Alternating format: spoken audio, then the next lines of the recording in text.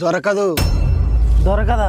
ఏం దొరకదు? అదే నువ్వు అడుక్కుంటున్నావు కదా, రూపాయి దానం చేసి ఇల్లు బంగారం ధనం అని కోరుకుంటున్నావు. ఇవన్నీ దొరుకుతాయి అనుకుంటువే? నా డబ్బులు ఇచ్చినోడికే నీతులు చెప్తావా నువ్వు? నానేం నీకు ఎదురు చెప్తలేను, నీకు అర్థమవుతాడు చెప్తున్నా అంతే. నీలోన రెండు తప్పులు.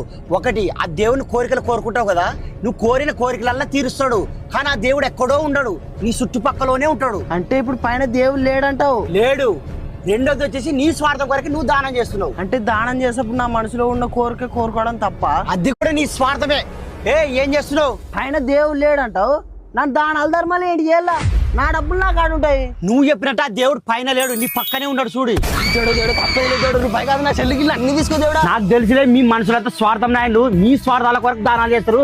నీ బతుకు అయిపోయింది, నీ బతుకు మొత్తం దేవుడా దేవుడా నీ బతుకు అయిపోయింది. పొద్దు పడుతుంది సచ్చిపోతుంది. నీ రాసి పెడతా.